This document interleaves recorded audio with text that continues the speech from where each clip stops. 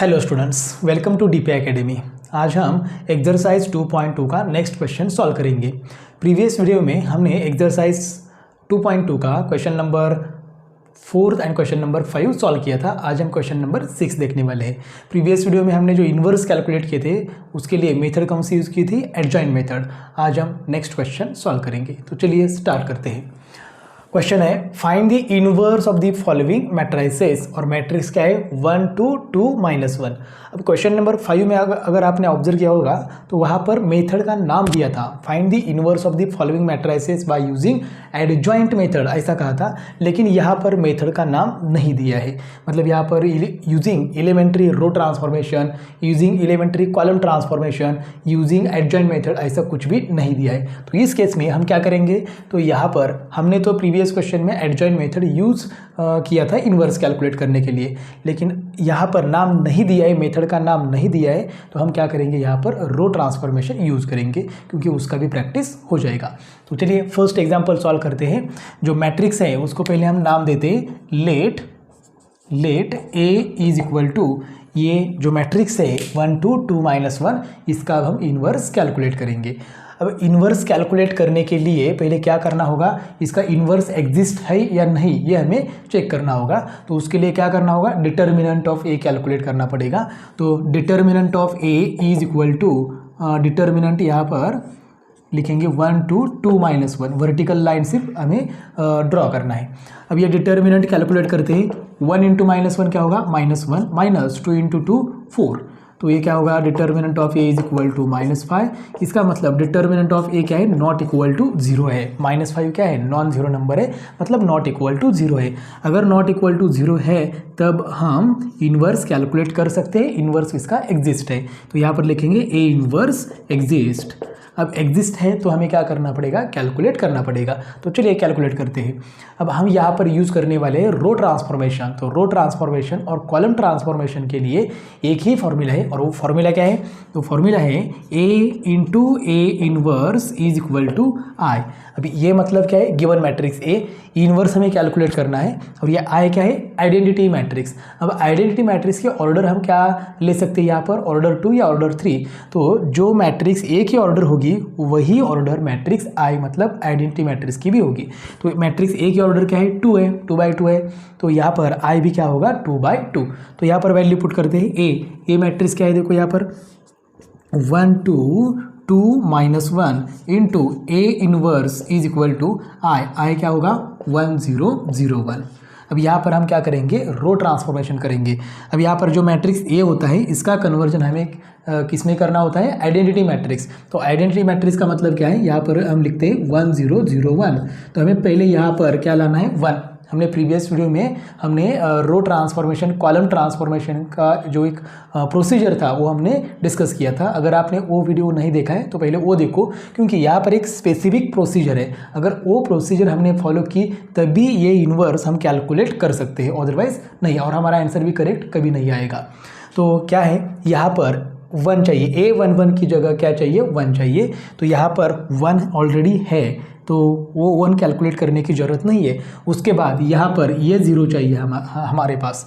तो देखो 2 की जगह हमें क्या चाहिए? 0 चाहिए। तो 2 की जगह 0 कब आ सकता है? तो हमारे पास 2 है और हमें क्या चाहिए? 0। तो 2 में से 2 माइनस कर लो, आंसर क्या आएगा? 0।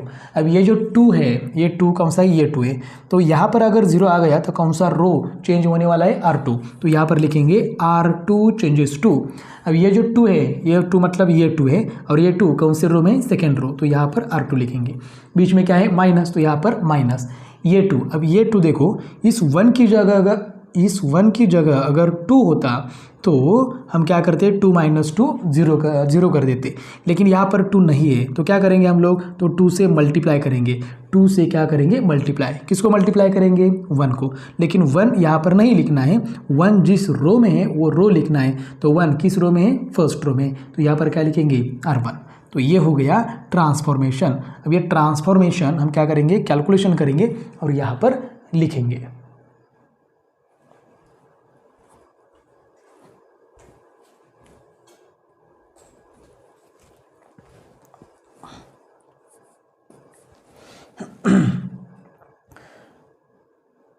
तो चलिए कैलकुलेशन करते हैं। R2 चेंज होने वाला है, मतलब R1 चेंज नहीं होने वाला है, तो इसको हम एज इट इज़ रखेंगे। तो देखो यहाँ पर क्या होगा 1 2 into A inverse is equal to, यहाँ पर भी first row as it is रहेगा 1 0। अब यहाँ पर 0 लाने के लिए ही यही ट्रांसफॉर्मेशन किया है, तो यहाँ पर हम डायरेक्टली 0 लिखेंगे। अब देखो यहाँ पर कैलकुलेशन करना पड़ेगा।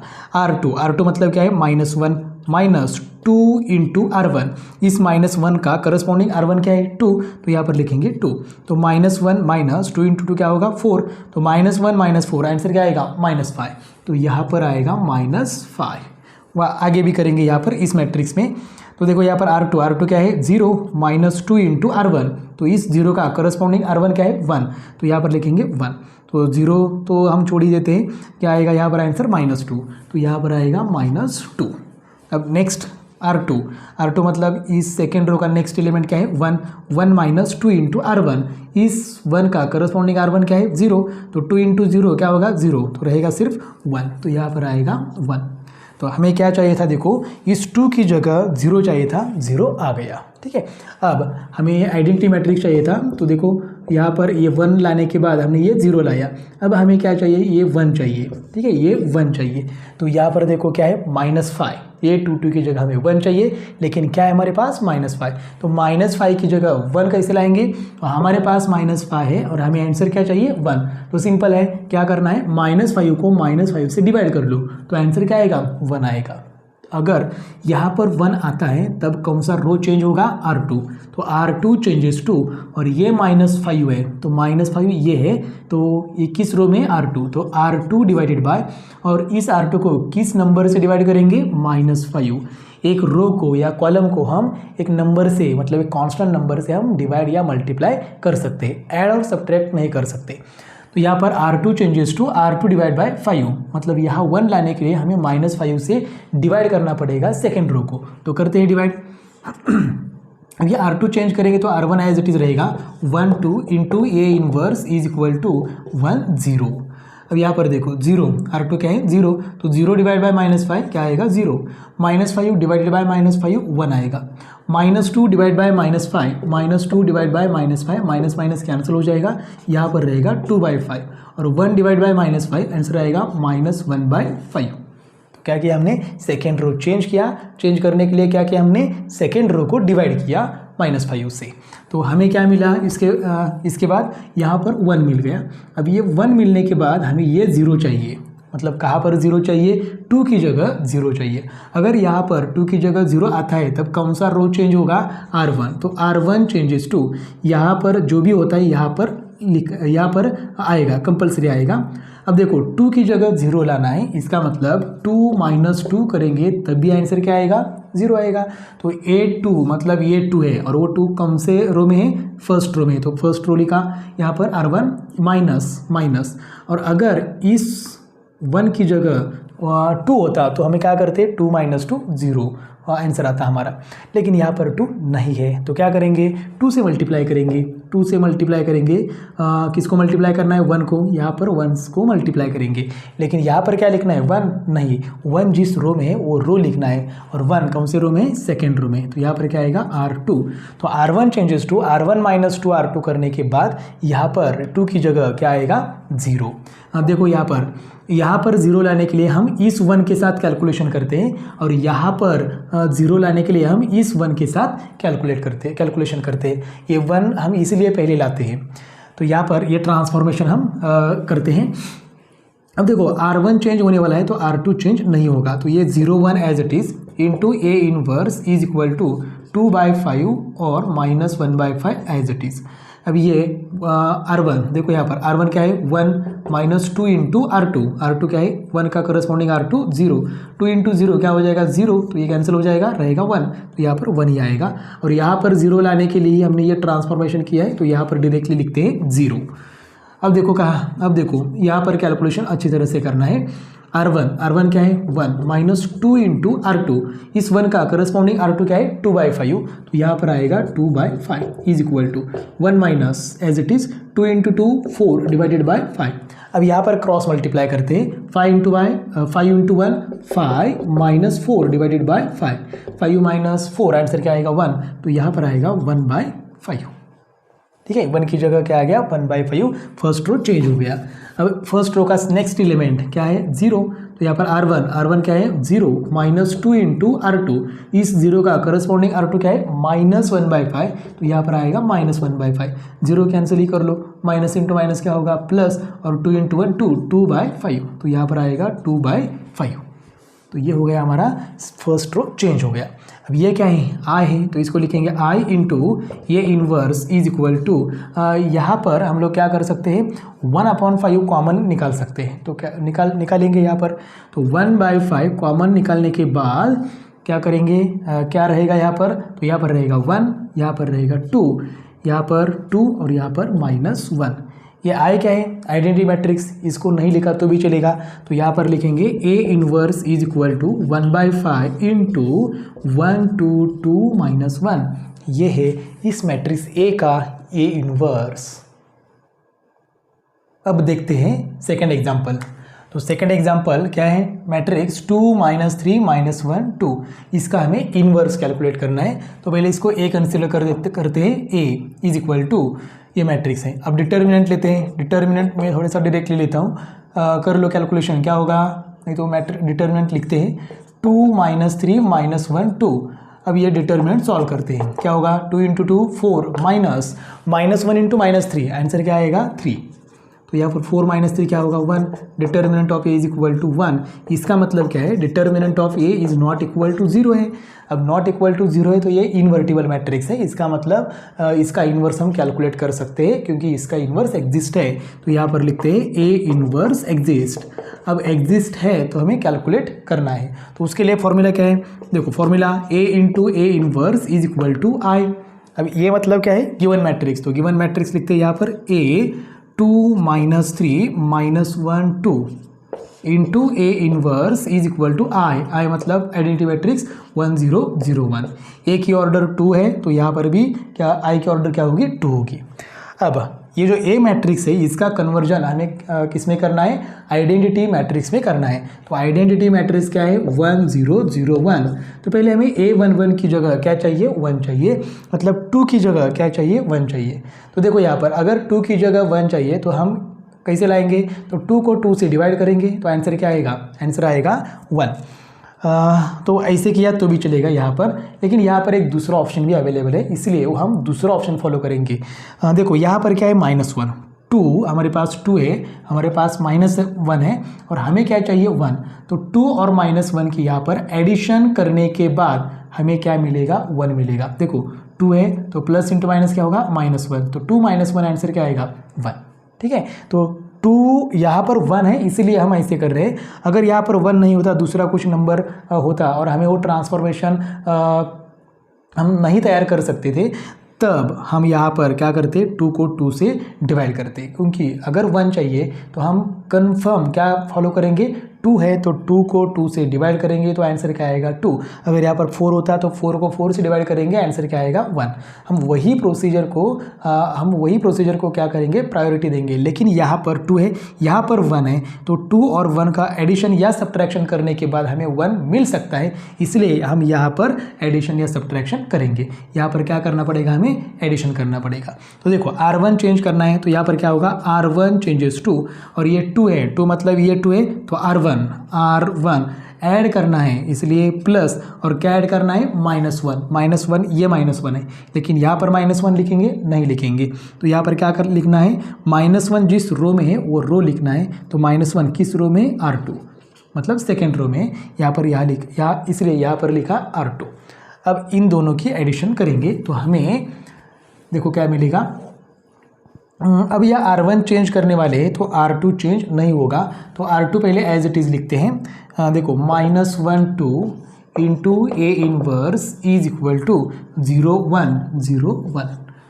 अब देखो R1 R2 दोनों की क्या करनी है एडिशन, तो 2 प्लस R2 क्या है -1, तो यहाँ पर 2 प्लस -1 होगा, आंसर आएगा 1, तो यहाँ पर 1 आ गया। अब देखो R1 नेक्स्ट R1 क्या है, -3 प्लस, और ये -3 का R2 क्या है 2, तो -3 प्लस 2 आंसर क्या होगा -1, तो यहाँ पर भी आ गया -1। नेक्स्ट इस मैट्रिक्स में करते हैं R1 प्लस R2 1 प्लस 0 क्या होगा 1, और यहाँ पर 0 + 1 क्या होगा 1।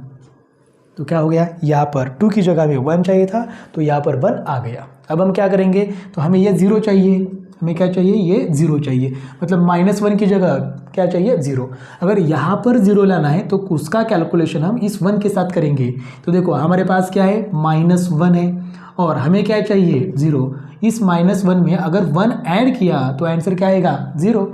तो देखो यहाँ पर 0 आ गया तो कौन सा रो चेंज होने वाला है, सेकेंड। तो सेकेंड रो चेंजेस टू -1। तो ये -1 है तो ये -1 है, तो वो कौन से रो में है, सेकेंड रो। मतलब सेकेंड रो मतलब R2 क्या करना है, एडिशन। तो यहाँ पर प्लस और 1, ये 1 है, -1 में ये 1 ऐड करेंगे तभी तो आंसर क्या आएगा 0।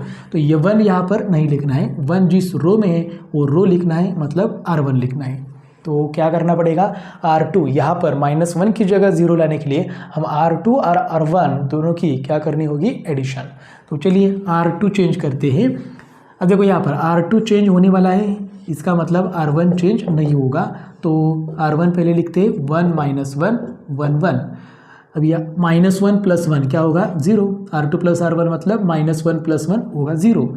अब यहाँ पर देखो R2 क्या है 2 + R1, 2 का करस्पॉन्डिंग R1 क्या है -1। तो यहाँ पर 2 - 1 होगा और आंसर आएगा 1। अब नेक्स्ट मैट्रिक्स में कैलकुलेशन करते हैं। R2 + R1, 0 + 1 क्या होगा 1 और यहाँ पर 1 + 1 क्या होगा 2। तो क्या हो गया, यहाँ पर -1 की जगह 0 चाहिए था, वो 0 आ गया। अब हमें क्या चाहिए, यहाँ पर 1 चाहिए, तो यहाँ पर 1 ऑटोमेटिकली आ गया है, हमें कैलकुलेशन करने की ज़रूरत नहीं है। अब ये 1 लाने के बाद हमें क्या चाहिए, ये 0, मतलब -1 की जगह क्या चाहिए 0। तो कैसे लाएंगे, देखो अगर -1 की जगह 0 लाना है तो इसका कैलकुलेशन इस 1 के साथ करना है। तो हमारे पास ऑलरेडी क्या है -1 और हमें क्या चाहिए 0, तो -1 में 1 ऐड कर लो, ठीक है, आंसर क्या आएगा 0। तो यहाँ पर अगर 0 आ गया तो कौन सा रो चेंज होने वाला है, R1 चेंजेस टू, यही यहाँ पर लिखना है R1। अब ये बीच में क्या करना है, प्लस और क्या ऐड करना है 1। -1 में, इस -1 में ये 1 ऐड किया तब हमें क्या मिलेगा 0। तो ये 1 यहाँ पर नहीं लिखना है, जो ये 1 जिस रो में है वो रो लिखना है, मतलब R2। तो देखो क्या होगा, यहाँ पर R1 हम चेंज करेंगे लेकिन R2 चेंज नहीं होगा। तो यहाँ पर 0 1 × A inverse is equal to 1 2 as it is. अब यह R1 + R2 करते हैं, 1 + 0 क्या आएगा 1, -1 + 1 0, और यहाँ पर 1 + 1 2 और 1 + 2 क्या आएगा 3। अब ये जो मैट्रिक्स है इसको हम क्या कहते हैं, आइडेंटिटी मैट्रिक्स, और हमें वही करना था। ये जो मैट्रिक्स ए था इसका कन्वर्जन किस में करना था, आइडेंटिटी मैट्रिक्स में हो गया है। तो यहाँ पर आई लिखेंगे, I × A inverse is equal to 2 3 1 2। अब ये आई मतलब क्या है, आइडेंटिटी मैट्रिक्स नहीं लिखा तो भी चलेगा। ये आई जब मैट्रिक्स के साथ होता है तब ये लिखने की जरूरत नहीं है। Therefore A inverse is equal to, final answer 2 3 1 2। तो इस मैट्रिक्स का इन्वर्स क्या आ गया 2 3 1 2। नेक्स्ट एग्जांपल है 0 1 2 1 2 3 3 1 1। अब ये 3/3 मैट्रिक्स है, ऑर्डर 3 है, तो इसका इन्वर्स हम कैलकुलेट करेंगे।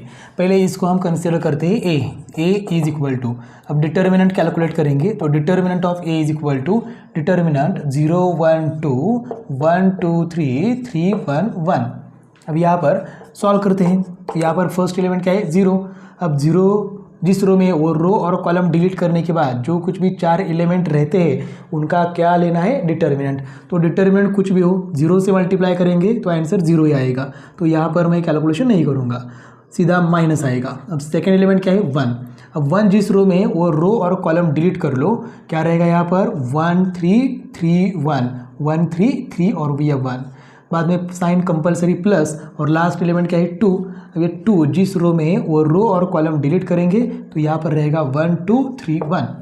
अब ये सॉल्व करते हैं। तो determinant of A is equal to 0 हम छोड़ ही देते हैं, -1 × 1 × 1 -3 × 3 9 प्लस 2 × 1 × 1 1 -3 × 2 6। हमने डिटर्मिनेंट सॉल्व किया 2/2। Determinant of A is equal to -1 × 1 - 9, answer क्या आएगा -8, प्लस 2 × 1 - 6, आंसर क्या आएगा -5। Determinant of A is equal to minus into minus plus 1 into 8, अब ये प्लस इंटू माइनस माइनस 2 5 10, तो यहाँ पर determinant of A is equal to क्या होगा -2। अब ये -2 क्या है, नॉन जीरो नंबर है, इसका मतलब हम यहाँ पर लिखेंगे determinant of A is not equal to 0। इसका मतलब ये मैट्रिक्स इन्वर्टिबल है, इसका इन्वर्स हम कैलकुलेट कर सकते हैं। तो यहाँ पर लिखेंगे देयरफॉर ए इन्वर्स एग्जिस्ट है, तभी तो हम कैलकुलेट करेंगे। तो पहले आप ये नोट डाउन कर लो या फिर इसका स्क्रीनशॉट ले लो, मैं इसको इरेज करने वाला हूँ। अब हम इन्वर्स कैलकुलेट करते हैं। तो हमारे पास फॉर्मूला क्या है, A into A inverse is equal to I. ये मतलब ये ओरिजिनल है given matrix A inverse as it is और आई। अब यहाँ पर गिवन मैट्रिक्स ए जो है उसकी ऑर्डर 3 है, तो यहाँ पर आई की ऑर्डर क्या लिखनी है 3, मतलब क्या आ गया 1 0 0 0 1 0 0 0 1। अब हमें क्या करना है, ये जो मैट्रिक्स ए है इसका कन्वर्जन किस में करना है, आइडेंटिटी मैट्रिक्स में करना है, मतलब यहाँ पर ये मैट्रिक्स चाहिए हमें। तो पहले क्या करना है, तो पहले A11 की जगह हमें क्या चाहिए 1, मतलब यहाँ पर 0 की जगह क्या चाहिए 1। अब हम करने वाले रो ट्रांसफॉर्मेशन, तो यहाँ पर देखो सेकेंड रो में यहाँ पर 1 है, तो हम क्या करेंगे, ये 1 को ऊपर लिखेंगे और 0 को नीचे लिखेंगे यहाँ पर। तो क्या करना पड़ेगा, अब सिर्फ 1 को हम नहीं लेके जा सकते वहाँ पर ऊपर, तो हमें क्या करना पड़ेगा, सेकेंड रो को फर्स्ट रो की जगह लिखना है और फर्स्ट रो को सेकेंड रो की जगह लिखना है। तो क्या हो जाएगा यहाँ पर R1 और R2 को हम क्या करेंगे, इंटरचेंज करेंगे। क्या करेंगे, इंटरचेंज। तो देखो क्या हो गया, अब ये R1 और R2 इंटरचेंज होगा, R3 चेंज नहीं होगा, तो पहले वो लिखते हैं into A inverse is equal to 0 0 1 as it is. अब ये R1 की जगह क्या लिखना है R2, मतलब क्या हो जाएगा 1 2 3, और यहाँ पर ये नीचे लिखो मतलब 0 1 2। यहाँ पर ये सेकेंड रो ऊपर लिखो, मतलब क्या आएगा 0 1 0, और ये फर्स्ट रो नीचे लिखो मतलब 1 0 0। तो देखो यहाँ पर क्या आ गया 1 आ गया। अब इस 1 मिलने के बाद हमें क्या करेंगे, यहाँ पर और यहाँ पर क्या चाहिए 0। तो देखो एक 0 ऑलरेडी है, सिर्फ 3 की जगह हमें क्या चाहिए 0 चाहिए। तो कैसे करेंगे, तो 3 की जगह 0 चाहिए, तो हम क्या करेंगे 3 में से 3 माइनस कर लो, सब्ट्रैक्ट कर लो, हमें आंसर क्या मिलेगा 0। अब 3 की जगह 0 आ गया, तो कौन सा रो चेंज होने वाला है R3, तो R3 चेंजेस टू, अब ये 3 मतलब यही 3 है, तो ये 3 किस रो में है, थर्ड रो में, तो यहाँ पर लिखना है R3, यही यहाँ पर लिखना है। बाद में क्या है साइन माइनस, तो यहाँ पर माइनस, और ये 3। अगर ये 1 मिलने के बाद हम ये यहाँ पर 0 और यहाँ पर 0 लाने के लिए सोच रहे हैं, तब हमें क्या करना है, यहाँ पर और यहाँ पर 0 लाने के लिए हम इस 1 के साथ कैलकुलेशन करेंगे। तो यहाँ पर देखो 3 है, अगर इस 1 की जगह 3 होता तो 3 माइनस 3 क्या होता 0, लेकिन यहाँ पर 3 नहीं है तो क्या करेंगे 3 से मल्टीप्लाई करेंगे 1 को। तो यहाँ पर 3 से क्या करना है मल्टीप्लाई, किसको मल्टीप्लाई किया 1 को, लेकिन यहाँ पर 1 नहीं लिखना है, तो क्या करेंगे इस 1 जिस रो में वो रो लिखेंगे, तो इस रो में फर्स्ट, तो यहाँ पर आएगा R1। अब कैलकुलेशन करते हैं यहाँ पर। अब देखो R3 चेंज होने वाला है, इसका मतलब R1 और R2 चेंज नहीं होगा, तो पहले वो लिखते हैं। तो यहाँ पर क्या आएगा 1 2 3, यहाँ पर 0 1 2, यहाँ पर भी सेम रहेगा 0 1 0 1 0 0। अब यहाँ पर 0 लाने के लिए हमने ये ट्रांसफॉर्मेशन लिखा है, तो यहाँ पर कंपलसरी 0 ही आएगा, ठीक है। तो डायरेक्टली लिखते हैं हम लोग। अब ये R3 यहाँ पर 0 आ गया। अब यह R3 मतलब क्या है, थर्ड रो का नेक्स्ट एलिमेंट क्या है 1 माइनस 3 इंटू R1, इस 1 का करस्पॉन्डिंग R1 क्या है 2, तो यहाँ पर आएगा 2। तो ये 1 माइनस 3 इंटू 2 क्या होगा 6, 1 माइनस 6 आंसर क्या आएगा -5। अब नेक्स्ट R3 क्या है 1, तो यहाँ पर आएगा 1 माइनस 3 इंटू R1, इस 1 का करस्पॉन्डिंग R1 क्या है 3, तो यहाँ पर 1 माइनस 3 इंटू 3 9, 1 माइनस 9 आंसर क्या आएगा -8, यहाँ पर आ गया -8। अब नेक्स्ट करते हैं यहाँ पर R3 क्या है 0 और R1 भी क्या है 0, तो 0 माइनस 0 किया तो आंसर 0 ही आएगा। नेक्स्ट देखो R3 क्या है 0 माइनस 3 इंटू R1, अब इस 0 का करस्पॉन्डिंग R1 क्या है 1, 0 छोड़ दो, -3 इंटू 1 आंसर क्या आएगा -3। अब नेक्स्ट R3 क्या है 1 माइनस 3 इंटू R1, इस 1 का करस्पॉन्डिंग R1 क्या है 0, तो यहाँ पर 0 इंटू 3 क्या आएगा 0, रहेगा सिर्फ 1, तो यहाँ पर आएगा 1। तो हमने क्या किया R3 चेंज किया, हमने क्या किया R3 चेंज किया। अब देखो ये 1 हो गया, यहाँ पर 2 0 भी हो गए, 1 और 2 0 हो गए। अब हमें क्या चाहिए, तो हमें चाहिए ये 1, A22 की जगह क्या चाहिए 1, तो यहाँ पर देखो A22 की जगह क्या है 1 ऑलरेडी है, तो वो कैलकुलेशन करने की ज़रूरत नहीं है। अब हमें क्या चाहिए, तो 1 के ये ऊपर वाला और ये नीचे वाला क्या चाहिए 0, मतलब 2 की जगह 0 चाहिए और -5 की जगह भी क्या चाहिए 0 चाहिए। तो वो कैसे लाएंगे, देखो यहाँ पर, अब यहाँ पर 2 की जगह 0 लाना है, मतलब कौन सा रो चेंज होने वाला है R2 चेंजेस 2, और अगर -5 की जगह 0 आ गया तो कौन सा रो चेंज होने वाला है R3 चेंजेस 2। पहले यहाँ 2 की जगह 0 लाते हैं, तो यहाँ पर 2 है और उसकी जगह क्या चाहिए 0, तो 2 में से 2 माइनस कर लो तो आंसर क्या आएगा 0, सिंपल है। तो ये 2 मतलब यही 2 है, और ये 2 किस रो में है R1, सॉरी यहाँ पर R1 लिखना है R1, तो R1 चेंज करने वाले हैं, तो R1 यहाँ पर भी आएगा, बीच में साइन क्या है माइनस, और ये 2 अगर यहाँ पर और यहाँ पर मतलब 2 और -5 की जगह 0 लाना है, तो इसका कैलकुलेशन हम किसके साथ करेंगे, इस 1 के साथ करेंगे। तो अगर यहाँ पर 1 की जगह 2 होता तो 2 - 2 करेंगे तो क्या आता 0, लेकिन यहाँ पर 2 नहीं है तो 2 से मल्टीप्लाई करेंगे, मतलब 2 से मल्टीप्लाई करेंगे, किसको मल्टीप्लाई करेंगे 1 को, तो यहाँ पर 1 नहीं लिखना है, 1 जिस रो में है वो रो लिखना है, मतलब यहाँ पर लिखना है R2। तो ये हो गया ट्रांसफॉर्मेशन इस 2 की जगह 0 लाने के लिए, लेकिन यहाँ पर -5 की जगह भी हमें 0 चाहिए, तो यहाँ पर -5 है तो हमें क्या चाहिए 0, तो यहाँ पर +5 करेंगे तो आंसर क्या आएगा 0। तो ये -5 मतलब ये -5 है और ये -5 कौन से रो में प्रेजेंट है 3rd, तो यहाँ पर लिखेंगे R3, यहाँ जो लिखा है वही यहाँ पर लिखना है, बीच में साइन क्या है प्लस, तो यहाँ पर प्लस और ये +5, अगर 1 की जगह 5 होता तो -5 + 5 क्या आता 0, लेकिन यहाँ पर 5 नहीं है तो क्या करेंगे, तो 5 से मल्टीप्लाई करेंगे, तो 5 से मल्टीप्लाई करेंगे किसको 1 को, लेकिन यहाँ पर 1 नहीं लिखना है, 1 जिस रो में है वो रो लिखना है, और 1 कौन से रो में है 2nd रो में, तो यहाँ पर लिखेंगे R2। तो ये 2 ट्रांसफॉर्मेशन करने के बाद हमें 2 और -5 की जगह क्या मिलेगा 0 मिलेगा। तो करते हैं ट्रांसफॉर्मेशन।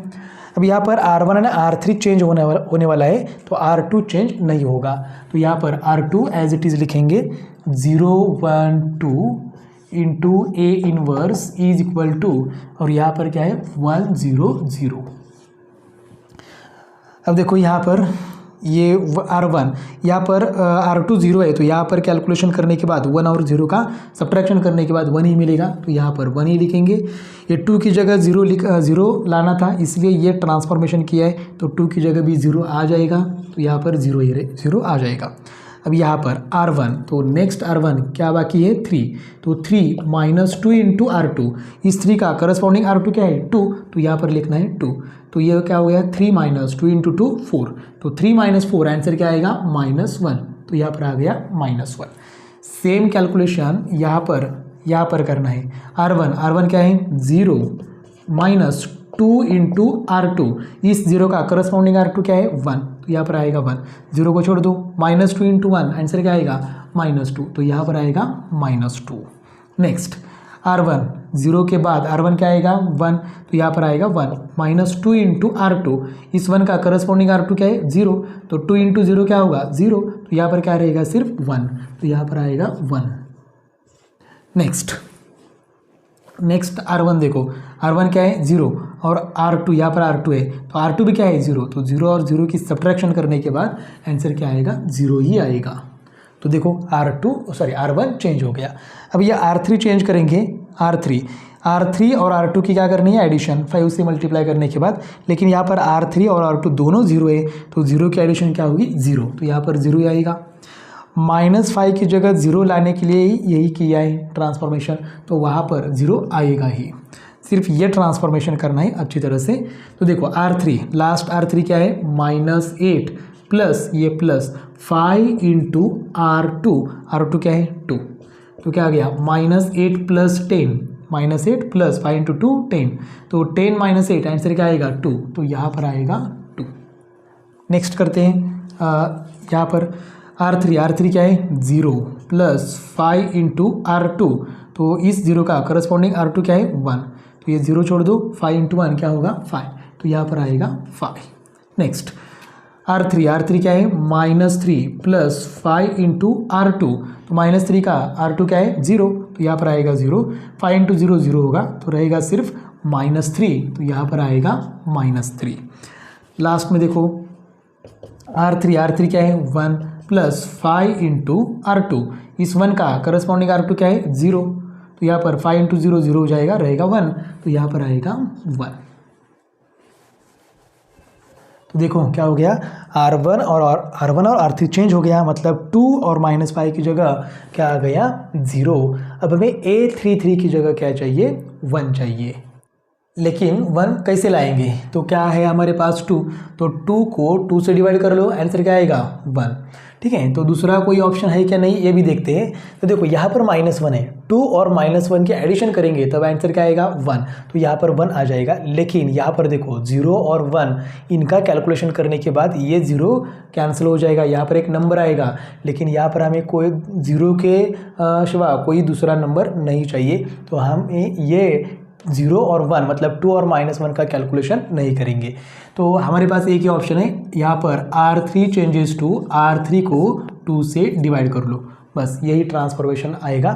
तो देखो R3 चेंज होने वाला है, इसका मतलब R1 और R2 चेंज नहीं होगा, तो ये 1 0 -1 और ये 0 1 2 as it is into A inverse is equal to -2 1 0 और ये 1 0 0 एज इट इज़। अब ये 0 डिवाइड बाई 2 क्या होगा 0, 0 डिवाइड बाई 2 0। अब यहाँ पर भी 2 से डिवाइड कर लो, तो 5/2 आंसर क्या आएगा 5/2 एज इट इज रहेगा। -3 को 2 से डिवाइड करेंगे तो आंसर क्या आएगा -3/2 और 1 को 2 से डिवाइड करेंगे तो आंसर आएगा 1/2। तो देखो यहाँ पर क्या आ गया 1। अब हमें क्या चाहिए -1 और 2 की जगह 0 चाहिए लास्ट, तो हमें हमारा आंसर मिल जाएगा। तो -1 की जगह हमें क्या चाहिए 0, तो -1 में 1 ऐड कर लो तो आंसर क्या आएगा 0। अगर -1 की जगह 0 आता है तब कौन सा रो चेंज होने वाला है R1, तो यहाँ पर लिखेंगे R1 चेंजेस टू, अब देखो ये -1, तो ये -1 मतलब यही -1 है और ये -1 किस रो में R1, तो यहाँ पर आएगा R1, बीच में साइन क्या है प्लस और क्या ऐड करना है 1। अब देखो इस -1 में ये 1 ऐड करेंगे तभी आंसर क्या आएगा 0, क्योंकि यहाँ पर और यहाँ पर 0 लाना है तब इस 1 के साथ कैलकुलेशन करना है, तो यहाँ पर ये 1 ऐड करेंगे, लेकिन यहाँ पर 1 नहीं लिखेंगे, क्या लिखेंगे 1 जिस रो में है वो रो लिखेंगे, मतलब क्या लिखेंगे R3। अब इस 2 की जगह 0 चाहिए, तो 2 की जगह हमें चाहिए 0, तो 2 को 2 से माइनस कर लो तो आंसर क्या आएगा 0। अगर यहाँ पर 0 आता है तो कौन सा रो चेंज होने वाला है R2, तो R2 चेंजेस टू, ये 2 मतलब यही 2 है और ये 2 किस रो में है सेकेंड रो में है, तो यहाँ पर आएगा R2, माइनस करना है माइनस। अगर इस 1 की जगह 2 होता तो 2 - 2 आंसर क्या आ जाता 0, लेकिन यहाँ पर 2 नहीं है तो 2 से मल्टीप्लाई करेंगे 1 को, लेकिन यहाँ पर 1 नहीं लिखना है, हमें क्या लिखना है 1 जिस रो में वो रो लिखना है, इसलिए यहाँ पर लिखेंगे R3। अब ये 2 ट्रांसफॉर्मेशन करने के बाद हमें यहाँ पर और यहाँ पर क्या मिलेगा 0 मिलेगा और हमें हमारा आंसर भी मिल जाएगा। तो देखो यहाँ पर अब क्या करना है,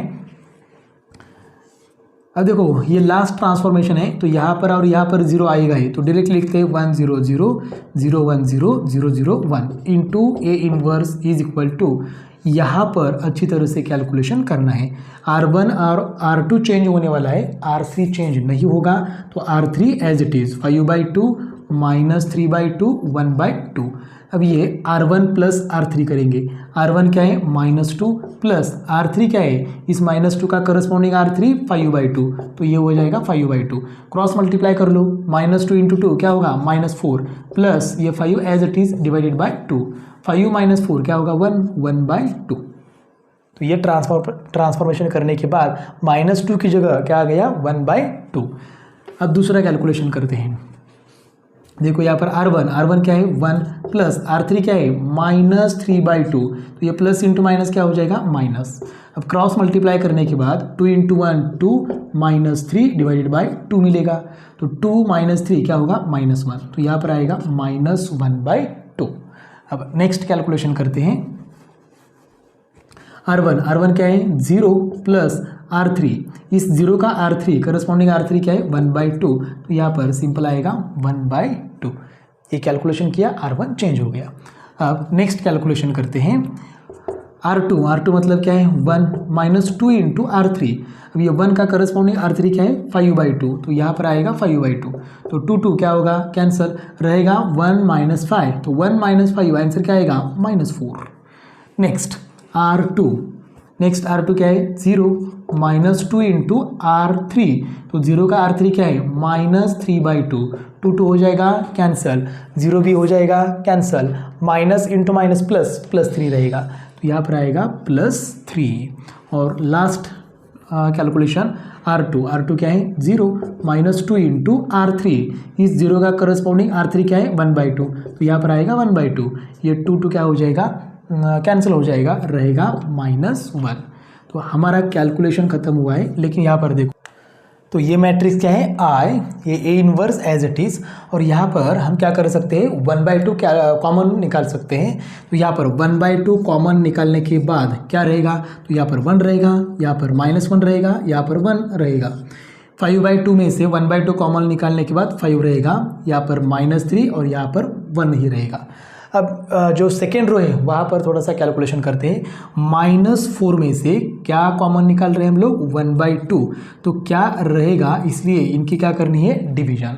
तो डिवीजन क्या होगी देखो, यहाँ पर ये 2 है, 2 ऊपर जाके न्यूमरेटर को मतलब -4 को क्या होगा मल्टीप्लाई, तो -4 इंटू 2 डिवाइडेड बाय 1, तो डिनोमिनेटर 1 नहीं लिखा तो भी चलेगा, तो -2 इंटू 4 क्या होगा -8। इसका मतलब -4 में से 1/2 कॉमन निकालने के बाद क्या रहेगा, इसके लिए हम लोग हम लोगों ने क्या किया, -4 को 2 से मल्टीप्लाई किया। तो यहाँ पर भी 3 को 2 से मल्टीप्लाई कर लो, आंसर आएगा 6, -1 को 2 से मल्टीप्लाई कर लो, आंसर आएगा -2। तो लास्ट में क्या करना है, यह I नहीं लिखना है, ये इनवर्स इज इक्वल टू 1/2, और ये मैट्रिक्स हमें एज इट इज लिखना है 1 -1 1 -8 6 -2 5 -3 1।